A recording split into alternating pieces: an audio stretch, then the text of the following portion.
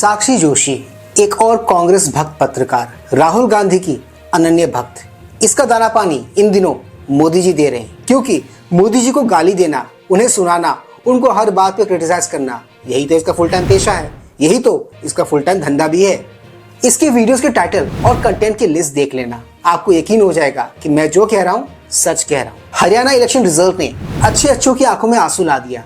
ये थोड़े ही कोई एक्सेप्शन है, इनके भी दिल का दर्द छलक उठा और उस दुखी मन से इन्होंने अपने चैनल पर सुनाई हरियाणा में मोदी के जीत की दास्तान। Please like, share, subscribe YouTube channel ताकि हम ऐसे कंटेंट्स बनाते रहें। और दोस्तों, इस वीडियो को कंटिन्यू करते हैं आगे। फिर आज के इस व्लॉग में हम देखेंगे लेफ्टिस्ट और कांग्रेस परस्त पत्रकार साक्षी जोशी के दिल का दर्द और उनके इस दर्द पे नमक छिड़कता हरियाणा में बीजेपी का प्रचंड जीत, वो भी एक बड़े मार्जिन से। और इसके साथ ही आप देख पाएंगे इनका मेल्टडाउन, फ्री फ्री फ्री।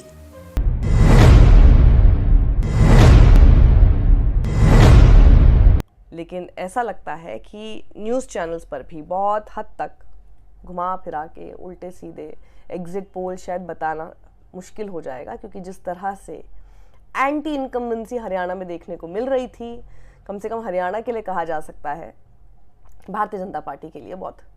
तो सुना आपने, ये था इनका आकलन, इनका अंदाजा, इनका एनालिसिस कि हरियाणा में बीजेपी हारने वाली है। भले ही मुंह से ये क्लियरली नहीं बोल रही है, पर इनके दिल में तो यही चल रहा है और वो दिल से यही चाहती भी है कि हरियाणा में बीजेपी हार जाए। और सबूत के लिए इनके टोन में जो खनक है, जो कॉन्फिडेंस है, जो खुशी है, उसको आप फील कर सकते हो कि दिल से एग्जैक्टली ये क्या चाहती है। ये सब कुछ जो इन्होंने कहा वो हरियाणा इलेक्शन रिजल्ट के अनाउंस होने के पहले का हाल था। Now guys, it's time to see her meltdown.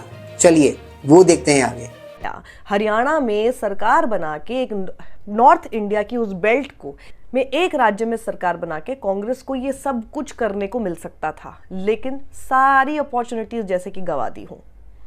2014 से लेकर अब तक, जब से नरेंद्र मोदी सत्ता में आए हैं, ये देखने को ही मिला है कि नरेंद्र मोदी के सत्ता में आने के बाद से भारतीय जनता पार्टी एक सिंगल डोमिनेंट पार्टी के रूप में पूरी पॉलिटिक्स में। इसके चेहरे पे खींच और बौखलाहट ऑब्जर्व किया आपने। She is clearly not happy with the results. अब आप कहेंगे इसमें नया क्या है? आई नो इसमें नया कुछ नहीं है, क्योंकि अब इनको भारी मन से इस रिजल्ट को एक्सेप्ट करना पड़ेगा, और अगर नहीं भी करेंगे तो भी किसी को घंटा फर्क नहीं पड़ता। देश की पॉलिटिक्स में दिखाई दे रही है और इसको तोड़ने का एक बहुत बड़ा मौका कांग्रेस के पास था, जो कि हरियाणा से शुरुआत जिसकी हो सकती थी। और ये कहने को मिलता कि राजनीति में ये सब होता रहता है, कभी आप कुछ राज्य जीतते हैं, कभी आप कुछ राज्य हार जाते हैं, ये सब चलता है, लेकिन किसी एक का दम नहीं बना रहता है। लेकिन इस वक्त हरियाणा के इन नतीजों के बाद ये अब कांग्रेस फिलहाल तो नहीं कह पाएगी, क्योंकि उसी तरह का डोमिनेंट राज जो है भारतीय जनता पार्टी। कितना दुख है इसकी टोन में, कितना लो साउंड कर रही है ये चमची। क्या से क्या हो गया देखते देखते।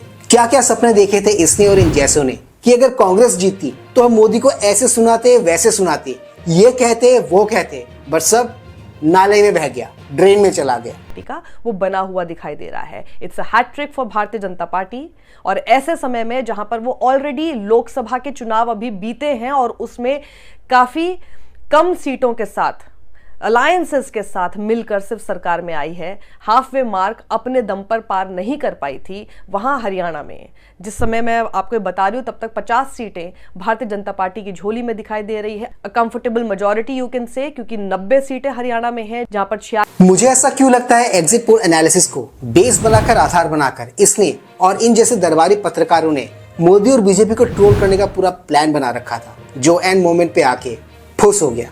अब होगा एकदम इसका उल्टा। लोग इनके मेम बनाएंगे, इनके मेल्टडाउन वीडियोस बनाएंगे और इन्हें खूब रोस्ट करेंगे, जैसा कि मैं कर रहा हूँ। 40 का हाफ वे मार्क है, उसमें क्रॉस करती हुई 50 तक भारतीय जनता पार्टी इस वक्त पहुंच चुकी है।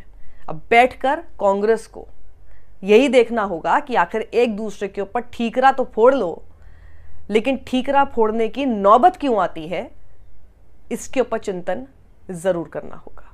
कांग्रेस और कांग्रेसी विचारों पर मुझे तरस आ रहा है, क्योंकि कांग्रेसी सपोर्टर्स का मुंह ठीक इसी की तरह उतरा हुआ है रिजल्ट्स के बाद से।